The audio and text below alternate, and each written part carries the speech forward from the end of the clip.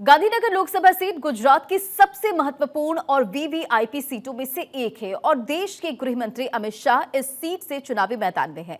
लिहाजा पूरे देश की नजरें इस सीट पर टिकी हुई है। चलिए इस सीट से जुड़ी जानकारी आपको विस्तार से देते हैं इस रिपोर्ट के जरिए।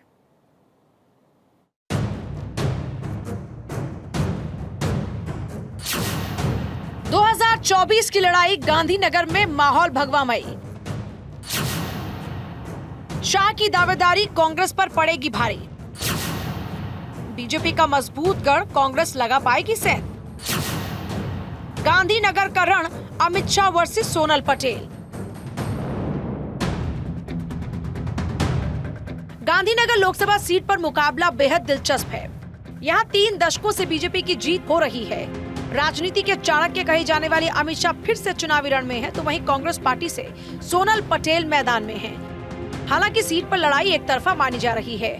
राजनीति की समझ रखने वाले विश्लेषकों का मानना है कि गांधीनगर लोकसभा सीट भगवामयी हो चुकी है। अतीत के पन्नों को अगर पलटें तो टी.एन. शेषन से लेकर राजेश खन्ना तक कई दिग्गजों को यहां से मैदान में उतारा गया, लेकिन बीजेपी उम्मीदवार के सामने वो सब चारों खाने चित हुए।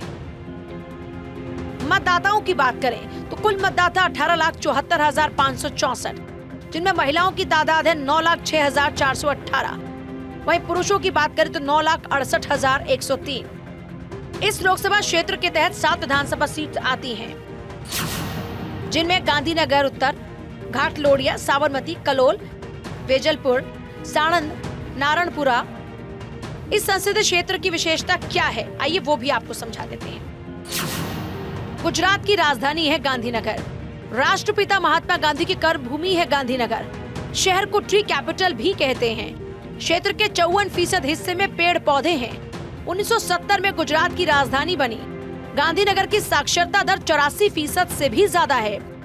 गांधीनगर के तहत आने वाली 7 विधानसभा सीटों पर बीजेपी का कब्जा है। इस सीट पर पहला आम चुनाव 1967 में हुआ और उस वक्त यह अनुसूचित जाति के लिए आरक्षित थी। शुरुआती दौर में कांग्रेस का दबदबा इस सीट पर हुआ करता था, लेकिन 1989 से इस पर बीजेपी की पारी शुरू हुई और अब तक ये पारी नॉट आउट चल रही है। पहले एल.के. आडवाणी और अब अमित शाह ने जनता के साथ भरोसे को मजबूत बनाया। पॉलिटिकल विश्लेषकों का मानना है कि सीट पर जातीय समीकरण भगवा लहर के आगे बेईमानी साबित होती है। लिहाजा इस बार भी जीत हार का अंतर कितना रहता है, ये देखना ज्यादा महत्वपूर्ण है। ये रिपोर्ट भारत 24।